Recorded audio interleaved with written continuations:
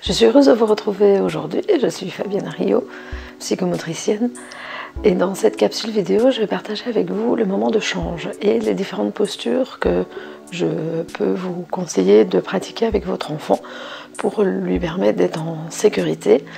Ces postures permettent aussi à l'enfant de prendre de la conscience corporelle, car le nouveau-né n'a pas encore de conscience de différencier les parties supérieures des parties inférieures et les moments de change, comme les moments de repas, comme tous ces moments de complicité avec l'adulte sont autant de moments où il va pouvoir explorer son corps et explorer l'environnement qui lui est proche.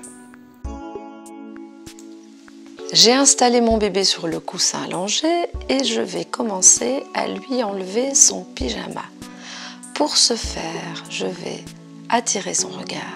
Je lui souris et je vais l'inviter à basculer sur le côté. J'attrape sa main, je pousse le dos.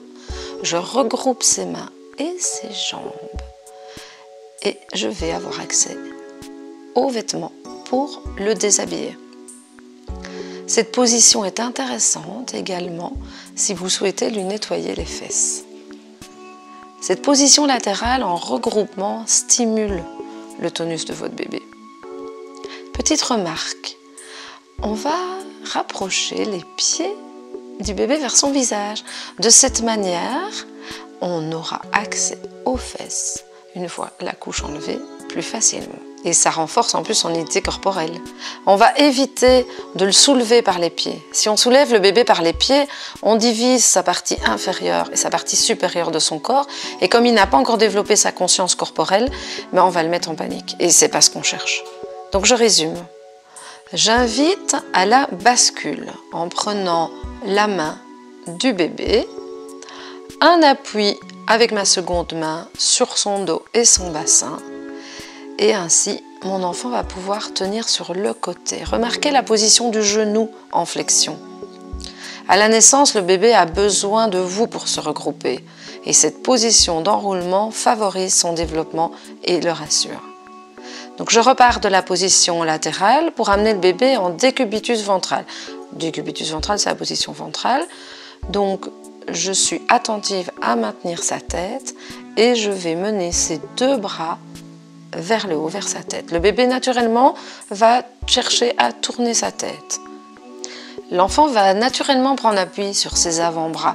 Il va chercher à redresser sa tête et c'est une position qu'il va expérimenter souvent quand vous le mettez sur le ventre ou aussi sur votre torse par exemple. Si vous êtes assis et que vous avez votre enfant sur votre torse, il peut aussi faire cette position-là. Et dès ses 15 jours de vie, l'enfant va prendre appui sur ses avant-bras. Il va expérimenter son tonus. On va partir de la position où le nourrisson est sur son ventre. Il a les mains près de son visage et il en appuie sur ses avant-bras, il redresse la tête. Moi, à ce moment-là, je voudrais le retourner pour le prendre dans les bras. Dans un premier temps, je vais éviter de l'attraper en dessous des bras parce que ça va le mettre en panique et c'est pas ce que je cherche. Moi, je veux aller chercher le regard. Donc, pour l'amener à se retourner, je vais positionner une main au niveau de sa tête et du haut de son dos. Et de l'autre main, je vais venir accompagner le mouvement en flexion au niveau du genou, le soutenir au niveau de son ventre et l'amener dans le retournement. Je peux ainsi induire un retournement en toute sécurité, les yeux dans les yeux. Le soutien par le regard donne confiance et sécurité à l'enfant. Et en faisant cette position, je suis toujours attentive aux réactions de mon bébé, à son tonus, à ses raideurs et à ses contractions.